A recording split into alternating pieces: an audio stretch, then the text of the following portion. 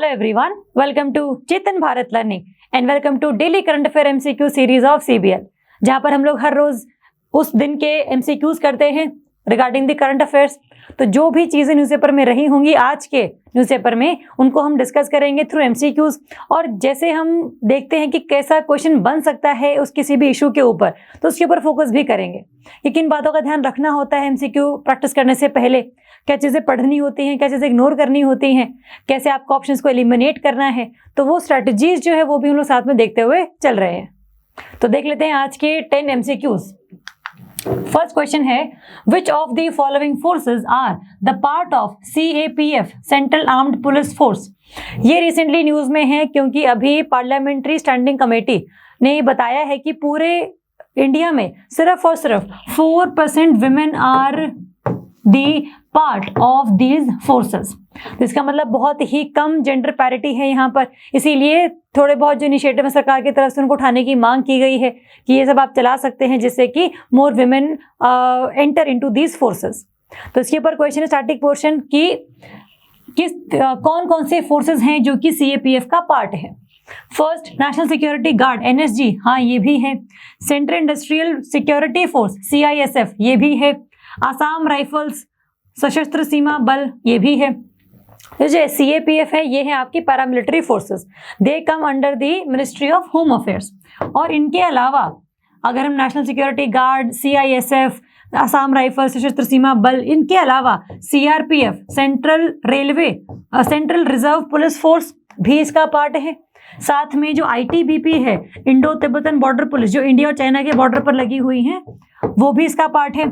आपका सशस्त्र सीमा बल जो इंडिया नेपाल और इंडिया भूटान के बॉर्डर पर है, वो भी है इसका part. And BSF border security force जो इंडिया पाकिस्तान के बॉर्डर पर तैनात है, वो सारी ये जो है सारी साथ के साथ आपके CAPF का पार्ट है। पैरामिलिट्री फोर्स हम इनको बोलते हैं अदर देन द मिलिट्री, और ये मिनिस्ट्री ऑफ होम अफेयर्स के अंडर आती है।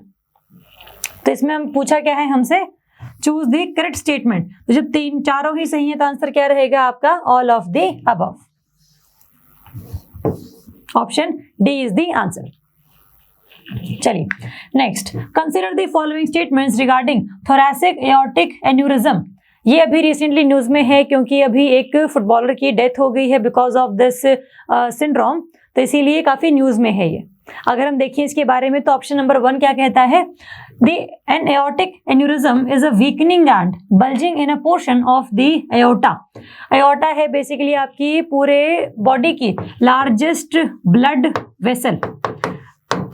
अगर हम ब्लड वेसल की बात करें तो ब्लड वेसल्स हैं जो कि जो हमारे ब्लड को पंप करते हैं, जैसे बेसिकली हार्ट से पूरे ऑर्गन्स तक ब्लड को पहुंचाना, पूरे ऑर्गन से हार्ट तक वो ब्लड लेकर जाना जो इम्प्योर ब्लड है, तो वो सारा जो काम है वो होता है थ्रू ब्लड वेसल्स। तो अगर उसमें थोड़ा बहुत बल्जिंग हो जाती है या फिर वो वीक पड़ जाते हैं, उनकी जो वॉल है वो बिल्कुल थिन होनी शुरू हो जाती है, तो अल्टीमेटली इट गेट आप कह लो कि थोड़ा ब्लास्ट टाइप से हो जाती है ये। तो उस वजह से क्या है, पूरी बॉडी में एक तरह का इन्फेक्शन फैल जाता है जिससे कि पर्सन की डेथ हो जाती है, and that death is a sudden death. तो अगर पता ना चले कि ब्लड वेसल्स बहुत ज़्यादा बल्जी हो रही हैं, बहुत ज़्यादा वॉल उनकी वीक हो रही है, तो ultimately it can lead to the thoracic aortic aneurysm. ठीक, तो ये चीज अगर इसके हम सेकेंड ऑप्शन की बात करें, the causes can be genetic disorders and inflammation of the arteries. मतलब इन्फेक्शन हो सकता है आर्टरीज में, और साथ में जेनेटिक डिसऑर्डर भी हो सकते हैं, कई सारे ब्लड डिसऑर्डर हो गया, थैलेसीमिया वगैरह हो गया, तो उस वजह से भी क्या है ब्लड वेसल्स पर काफी इंपैक्ट पड़ता है। तो वो रप्चर ना हो जाए, वो ब्लास्ट ना हो जाए, इसके लिए जो कांस्टेंट आर्टरीज और वेन्स को आपको देखते रहना पड़ता है कि क्या इनमें कोई इन्फेक्शन या कोई और चीज तो नहीं है। तो ये सही बात है। There is no treatment available for this disease.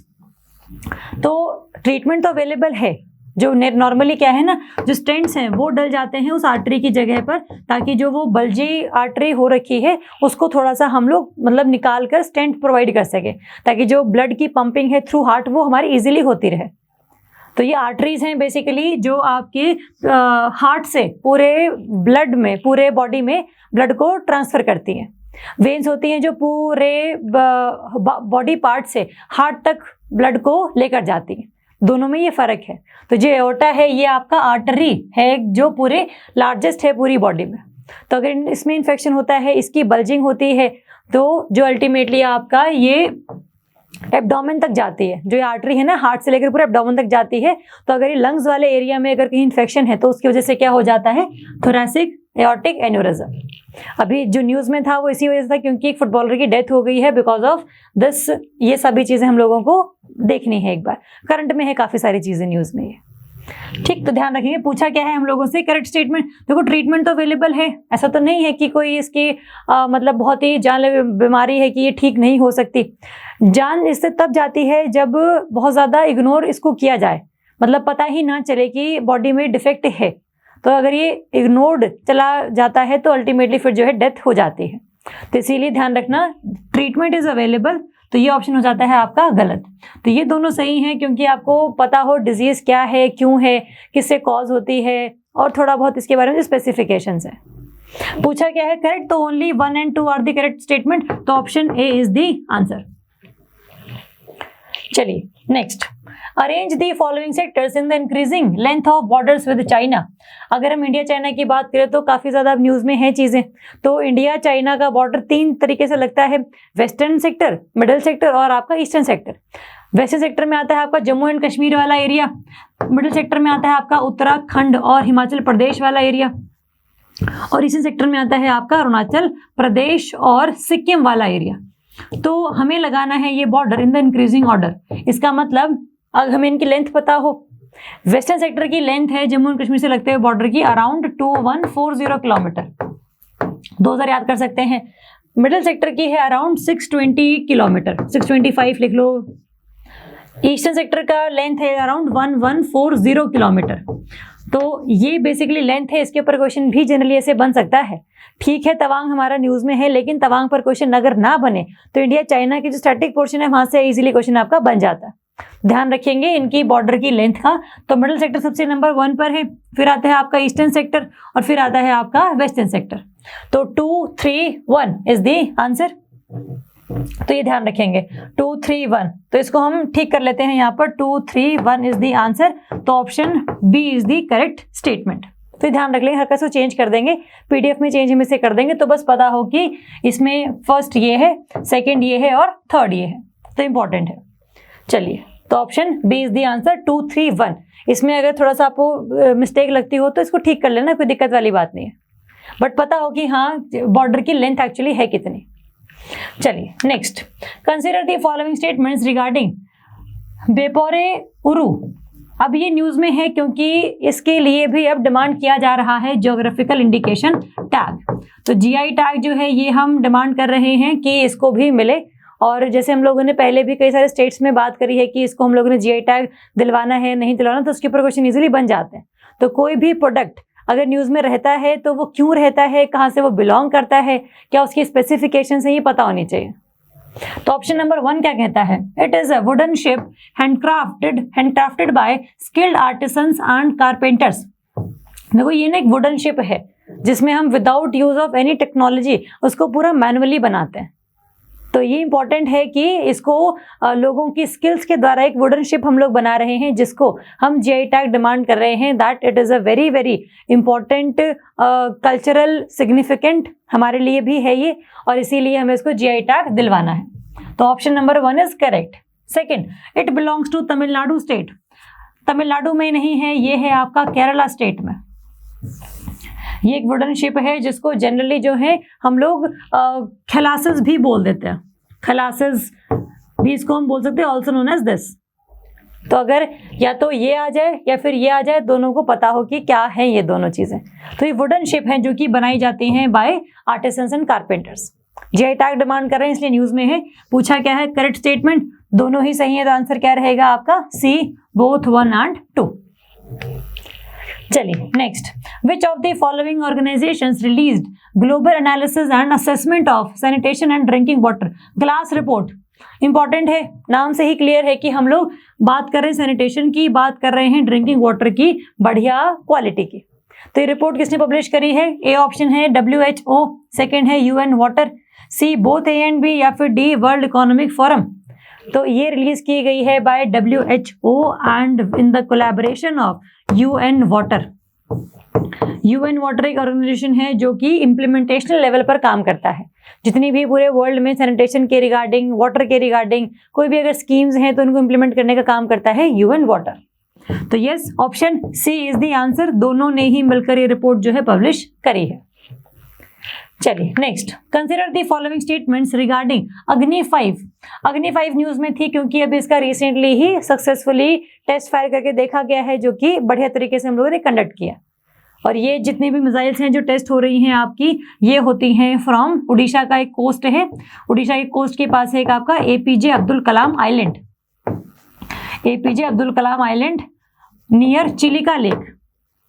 आपको चिलिका लेक भी मिलेगी उड़ीसा के आसपास यहाँ पर, और वहां पर एक आइलैंड मिलेगा जिसको हम लोग व्हीलर आइलैंड कहते थे पहले, बट इसका नाम अब चेंज कर दिया गया है। तो चंडीपुर जो है जगह उड़ीसा में, वहां से हम लोग इसको टेस्ट फायर करके देखते हैं हमेशा, तो ये ध्यान रखेंगे। अगर हम अग्नि 5 की बात करें तो first, it is a nuclear capable ballistic missile. सबसे पहली बात तो क्या बैलिस्टिक मिसाइल है, तो answer is yes, ballistic missile है, क्रूज मिसाइल नहीं है ये।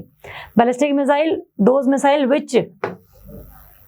विच फॉलो द बैलिस्टिक ट्रेजेक्टरी, जो कि हम यहाँ से इनको फायर करते हैं, ये एटमॉस्फेयर के बाहर जाती हैं, यहाँ तक इंजन चलता है और फिर उसके बाद under the effect of gravity ये नीचे की तरफ आती है। और क्योंकि under the effect of gravity नीचे आ रही है तो जो एक्यूरेसी है वो थोड़ी सी हमारी यहाँ वहाँ चीज़ें हो जाती हैं, but most of the time accurate ही रहती हैं, क्योंकि बहुत ज़्यादा लेवल पर डिस्ट्रक्शन अगर करना है तो अगर हम इसको अटैक के लिए यूज़ करते हैं जनरली, कि हमें अगर किसी पर अटैक करना है, तो अगर हमें डिफेंड करना है अपना किसी मिसाइल से तो हम लोग लॉन्च करते हैं क्रूज मिसाइल। दोनों में हल्का सा ये फर्क है। तो yes, it is nuclear capable की न्यूक्लियर पेलोड्स को भी कैरी कर सकती है। Nuclear payloads can also be carried by this missile. This option is correct. Second, the range of this missile is around 5,000 to 5,500 kilometer with a very high degree of accuracy. इसकी range क्या पता हो, अग्नि के कई variants है, अग्नि 1 से लेकर अग्नि 5 तक।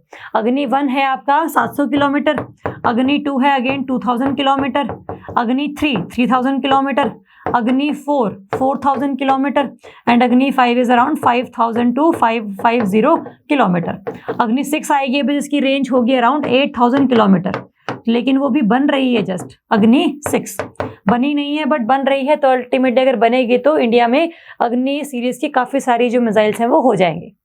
इससे पहले ही हम लोगों ने अग्नि पी मिसाइल भी लॉन्च करी है, अग्नि पी, अग्नि प्राइम मिसाइल, जिसकी रेंज है अराउंड 1000 टू 2000। इसका खास मकसद ये है कि हम लोग अग्नि 1 और अग्नि 2 को रिप्लेस कर देंगे बाय दिस अग्नि प्राइम मिसाइल, तो इसलिए इसको हम बना रहे हैं। तो पता हो कि अग्नि कितनी सीरीज चल रही हैं, कौन कौन सी न्यूज़ में रहती हैं, कितनी इनकी रेंज है, क्या ये बैलिस्टिक है, क्रूज है, तो पता हो दोनों ही इसमें स्टेटमेंट आपकी सही है। पूछा क्या है आप लोगों से, चूज दी इनकरेक्ट स्टेटमेंट। गलत पूछिए, कोई भी गलत नहीं है, तो आंसर क्या रहेगा आपका, neither 1 nor 2, D is the option. Next, consider the following statements regarding SFC strategic force command. जो आपका अग्नि 5 मिसाइल है ना, that comes under the purview of strategic force command, इसलिए न्यूज में था, इसलिए इसके ऊपर क्वेश्चन बनाया गया। Option number 1, it is a tri-services formation that manages and administers all the strategic assets. India में जितने भी स्ट्रेटेजिक एसेट्स हैं, खास करके न्यूक्लियर वेपन्स, उन सबको एडमिनिस्टर करने का जो काम है वो करती है आपकी एसएफसी। तो दिस ऑप्शन इज करेक्ट, और ये तीनों सर्विसेज के द्वारा बनाई गई ये आपकी एक फोर्स कमांड है, तो this option is correct. Second, it falls under the purview of nuclear command authority of India. India में जब से न्यूक्लियर टेस्ट हम लोगों ने किया था, उसके बाद हम लोगों ने एक रिस्पॉन्सिबल न्यूक्लियर पावर होने के नाते हमने बनाया था न्यूक्लियर डॉक्ट्रिन। उसमें बताया था कि हम लोग न्यूक्लियर वेपन्स को कभी भी बहुत ही इररिस्पॉन्सिबली यूज नहीं करेंगे। तो इसके लिए हम लोगों ने क्या बनाया, 2004 में कैबिनेट कमेटी ऑन सिक्योरिटी, इन्होंने क्या बताया कि हम लोग 2 काउंसिल्स बना रहे हैं, हम लोग एक एनसीए बना रहे हैं, नेशनल कमांड अथॉरिटी। इसकी 2 काउंसिल्स हैं, एक होगी आपकी एग्जीक्यूटिव काउंसिल और एक होगी आपकी पॉलिटिकल काउंसिल। पॉलिटिकल काउंसिल के जो हेड होंगे वो पीएम होंगे और इसके जो हेड होंगे वो होंगे आपके नेशनल सिक्योरिटी एडवाइजर। और अगर किसी भी हालातों में हमें न्यूक्लियर वेपन को यूज करना है तो उसका जो डिसीजन है that is under this political council of national command authority. लेकिन ये वो डिसीजन ले या नहीं ले, उसकी जो एडवाइस है that would be given by the executive council. तो इसका जो पूरा का पूरा काम है ये एडवाइस देने का है कि हम लोग न्यूक्लियर वेपन लॉन्च करें तो क्यों करें, क्यों अगर नहीं करें तो क्यों नहीं करें, क्या रीजंस हैं उसके। तो एडवाइजरी रोल रहेगा एग्जीक्यूटिव काउंसिल का, और अल्टीमेटली जो इम्प्लीमेंटेशनल विंग है जो डिसीजन लेगा ultimately that is the political council, जिसके हेड है प्राइम मिनिस्टर। और अगर एक बार डिसीजन ले लिया कि हाँ अब न्यूक्लियर वेपन लॉन्च करना है तो that would be done by the SFC, strategic force command, क्योंकि इन्हें पता है कि इंडिया में कहाँ न्यूक्लियर वेपन्स हैं, कितने हैं और कैसे उनको लॉन्च करना है। तो पूरा जो एडमिनिस्ट्रेशन है वो रहता है SFC के हाथ में। तो NCA की कमांड पर जो न्यूक्लियर वेपन लॉन्च होने हैं that would be done by the strategic force command SFC। तो ये ध्यान रखेंगे, इंपॉर्टेंट है। तो पूछा क्या है हम लोगों से इसमें, करेक्ट स्टेटमेंट। तो ये बात दोनों सही है, both 1 and 2 is the answer. तो आपको पता हो 2004 में हम लोगों ने कैबिनेट कमेटी ऑन सिक्योरिटी के एडवाइस को मानते हुए इसकी पॉलिटिकल काउंसिल, एग्जीक्यूटिव काउंसिल बनाई थी, NCA बनाई थी, और क्या इसके स्पेसिफिकेशंस है, क्या इसके फंक्शंस है, ये पता होने चाहिए हमें। चलिए, और जो अग्नि 5 है वो भी SFC के अंडर ही आती है, ध्यान रखेंगे इस बात। नेक्स्ट करेंगे, consider the following statements regarding FBR, fast breeder reactors. ये न्यूज में अभी इसलिए था क्योंकि इंडिया में जो इकलौता प्रोटोटाइप है FBR का वो अभी रेडी होने ही वाला है, and that is said in the parliament, तो इसलिए काफी न्यूज में था ये। अगर हम FBR की बात करें तो इससे पहले पता हो हमें कि इंडिया में जो न्यूक्लियर पावर प्रोग्राम है that is a 3 stage nuclear power programme, जिसमें फर्स्ट स्टेज है आपकी pressurised heavy water reactor, second है आपका FBR, fast breeder reactor, and third है आपका thorium based power reactor TBR। तो जो PHWR है उसमें हम लोग यूरेनियम को यूज करते हैं, यूरेनियम 235 को बेसिकली, क्योंकि that is only the fissile material. 238 fissile नहीं है, उससे न्यूक्लियर चेन रिएक्शन हम लोग शुरू नहीं कर सकते और सस्टेन नहीं हो सकती बेसिकली। FBR में हम लोग यूज करते हैं प्लूटोनियम 239, और थोरियम हम यूज करते हैं थोरियम ऑब्वियसली। तो ये 3 स्टेज हैं बेसिकली आपकी न्यूक्लियर पावर रिएक्टर की। इनकी फंक्शनिंग पता हो, पहले ये अचीव होगा, फिर ये अचीव होगा, फिर अल्टीमेटली वो अचीव होगा। तो हम लोग अभी इसी स्टेज पर हैं। FBR जो है इकलौता एक प्रोटोटाइप हम लोगों ने बनाया था जो कि अभी रेडी होने वाला है, इसलिए काफी न्यूज में था ये। तो आप फास्ट ब्रीडर रिएक्टर का मतलब ये भी है कि जितना ये फ्यूल यूज कर रहे हैं, जितना फ्यूल ये कंज्यूम कर रहे हैं उससे कहीं ज्यादा फ्यूल ये लोग जनरेट भी कर रहे हैं। That means the fast breeder मतलब it is generating, it is breeding the fuel again and again, तो इसलिए न्यूज में रहता है जनरली है। ऑप्शन नंबर 1 देख लेते हैं इसका, these kinds of reactors which generate more atomic fuel than they consume as they work। सही बात है, ब्रीडर का मतलब ही ये है। तो plutonium is basically used in this FBR। Second, the only active fast breeder reactor in India is at Kalpakkam Nuclear Power Plant, Tamil Nadu. अभी active तो है नहीं, ये बात ठीक है कि इंडिया का इकलौता प्रोटोटाइप जो है वो कलपक्कम तमिलनाडु में है, लेकिन वो भी एक्टिव नहीं है ना, इसलिए ये स्टेटमेंट जाती है हमारी गलत। तो पता होने के बाद भी अगर हम इसको ध्यान से नहीं पढ़ते हैं तो क्वेश्चन हमारा हो जाता है गलत। तो स्टेटमेंट भी आपकी गलत ही है। पूछा क्या है आप लोगों से, करेक्ट स्टेटमेंट, तो only 1 is the correct statement, A option is the answer. चलिए next, consider the following statements regarding NPS, national pension system. अभी OPS और NPS पर काफी चर्चाएं चल रही हैं कि क्या ओल्ड पेंशन स्कीम ही अच्छी थी या फिर NPS अब बढ़िया है। तो ऑप्शन देख लेते हैं इसका, under this individual savings are pooled into a pension fund which are invested by PFRDA regulated professional fund managers. अब देखो इसमें होता क्या है, कोई भी जो सेंट्रल गवर्नमेंट या स्टेट गवर्नमेंट के एम्प्लॉयज हैं उनका हर महीने जो 10% है of basic pay and DA, इन दोनों को मिलाकर जो सैलरी बनती है आपकी बेसिक पे और DA को मिलाकर उसका 10% कट जाता है। उतना ही बल्कि उससे ज्यादा 14% जो है स्टेट गवर्नमेंट, और अगर आप सेंट्रल गवर्नमेंट के एम्प्लॉय तो सेंट्रल गवर्नमेंट, अगर आप स्टेट गवर्नमेंट के एम्प्लॉय तो स्टेट गवर्नमेंट 14% जो है उतने ही आपका बेसिक पे और DA का उसमें ट्रांसफर कर देती है। ये जो पैसे एक एम्प्लॉय के हैं, ऐसे कई सारे एम्प्लॉयज के भी पैसे होंगे, तो वो सारा जो पैसा है वो इन्वेस्ट किया जाता है बाय दो प्रोफेशनल फंड मैनेजर्स जिनको रेगुलेट कर रहे हैं PFRDA, pension fund regulatory development authority of India. तो ये इंपॉर्टेंट है, सही बात है ये। तो NPS में इस तरीके से होता है कि आप ही का पैसा है उसमें सरकार मिला रही है, और अल्टीमेटली फिर आपको पेंशन जब रिटायरमेंट आपकी हो जाएगी तो उसमें से जो भी पैसा आपका इकट्ठा हो रखा होगा उसका 60% आपको मिल जाएगा एज पेंशन, मतलब एज पूरा ऊपर कॉर्पस मिल जाएगा इकट्ठा पैसा, और जो 40% होगा आपका उसकी लग जाएगी आपकी पेंशन। और ये जो पेंशन है ये लगती रहेगी जैसे जैसे आपका जो पैसा इन्वेस्ट किया गया है उसमें प्रॉफिट होता रहेगा। तो एक तो ये इंपॉर्टेंट है इसमें। Second, state contribute 10% of the basic pay plus DA same as employees. 10% नहीं है, 10% एम्प्लॉइज पे करते हैं, 14% स्टेट गवर्नमेंट एम्प्लॉय करते हैं, मतलब इसके ऊपर कंट्रीब्यूट करते हैं। तो this option is wrong. First is correct. पूछा क्या है? करेक्ट। तो option A 1 only is the answer. तो ये ध्यान रखेंगे। Next, consider the following statements regarding evolution of collegium system. अभी दोबारा चीजें न्यूज में है क्योंकि पार्लियामेंट में चीजें बोली जा रही हैं कि जो भी फॉर्मूला हम लोग अभी अपना रहे हैं टू अपॉइंट द जजेस, ये अभी इतना अच्छा नहीं है। इससे क्या ट्रांसपेरेंसी नहीं रहती है, अकाउंटेबिलिटी नहीं रहती है जुडिशरी की। तो इस वजह से there should be another method which should be adopted for the appointment of जजेस of supreme court and high court. तो कॉलेजियम की अगर हम बात करें तो एवोल्यूशन कैसे हुआ इसका? फर्स्ट, इन द फर्स्ट जजेस cases 1981 CGI's opinion is not binding on the president. देखो ये समझने से पहले हमें हल्की सी स्टोरी समझनी पड़ेगी इसकी। जैसे कॉन्स्टिट्यूशन में क्या लिखा हुआ है? कॉन्स्टिट्यूशन में लिखा हुआ था कि president will appoint the supreme court और हाई कोर्ट के जजेस on the consultation of, on the consultation या फिर in consultation with the CJI। अब ये कंसल्टेशन का वर्ड क्या है? कंसल्टेशन का मतलब क्या है? क्या है कंसल्टेशन? मतलब जो बोल दिया वही मानना पड़ेगा, या जो बोल दिया उसको हम मना भी कर सकते हैं। तो कॉन्स्टिट्यूशन में इतना चीजें लिखी हुई हैं। सुप्रीम कोर्ट जजेस, जो जजेस केस है आपके पहला 1981 में जो हुआ, उसमें क्या बोला गया कि ये जो आपका कंसल्टेशन वर्ड है इसका मतलब कंकरेंस नहीं है कि CGI ने जो बोल दिया वही आपको करना है, ऐसा नहीं है। CGI का decision is not binding on the president. तो यस, इट वाज सेड कि CGI को opinion is not binding on the president, और एग्जीक्यूटिव मतलब प्रेसिडेंट जिसको भी चाहेगा on the advice of council of minister उसको वो सुप्रीम कोर्ट या हाई कोर्ट का जज बना सकता है। तो फर्स्ट में ये बोला गया। सेकंड फिर और केस आया 1993 में, सेकंड जजेस case, CGI's decision is binding on the president.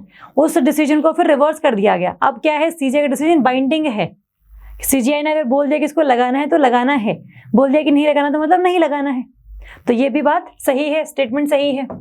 लेकिन इस केस में ये बोला गया कि ठीक है CGI का डिसीजन बाइंडिंग होगा, लेकिन CGI का डिसीजन नहीं होगा, वो CGI प्लस 2 पर्सन और होंगे जिनको मिलाकर क्या बनेगा आपका, एक 2 पर्सन भी नहीं, बस एक कॉलेजियम होगा।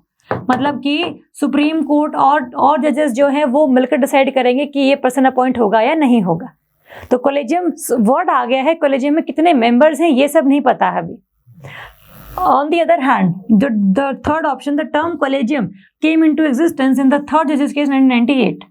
collegium वर्ड नहीं आया था, collegium में कितने जजेस होंगे ये थर्ड जज में आया था केस में, मतलब 1+4 कि एक CGI और आपके 4 सीनियर मोस्ट जजेस जो हैं आपके, they will be responsible for the constitution of collegium, और जो ये बोलेंगे वही जो जज है आपको अपॉइंट करना पड़ेगा प्रेसिडेंट को।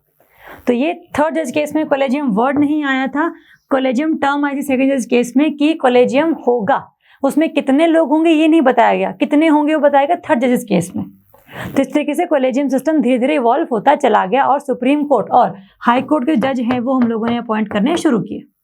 That is basically the evolution. अब इस क्वेश्चन की अगर हम बात करें इसमें तो स्टेटमेंट 1 सही है आपकी, सेकंड भी सही है और थर्ड आपकी गलत है क्योंकि it came into existence in second जजेस केस। आपको इनकी ईयर पता हो। पूछा क्या है? करेक्ट स्टेटमेंट, तो ओनली 1 and 2 आर करेक्ट, तो option A is the answer. तो ये पूरी कहानी पता हो अगर आप न्यूज़पेपर पढ़ रहे हैं कॉलेजियम के बारे में, तो कैसे आया, कैसे नहीं आया, प्रेसिडेंट का क्या पावर्स हैं, CGI के क्या पावर्स हैं, इन सब के बारे में पता होना चाहिए हमें। चलिए, और यहाँ पर खत्म होते हैं आपके आज के 10 MCQs। मेजरली न्यूज में चीजें इन्हीं के ऊपर चल रही हैं, आगे भी इनके ऊपर ही चलती रहेंगी, तो अलग अलग फॉर्मेट में हम क्वेश्चंस को प्रैक्टिस करेंगे। बाकी कोई डाउट रहता है आपको किसी वीडियो में या फिर किसी भी क्वेश्चन में, तो आप कमेंट कर सकते हैं, कॉल कर सकते हैं। तो इनको रिवाइज कीजिए, स्टैटिक पोर्शन को भी पढ़िए। Thank you so much.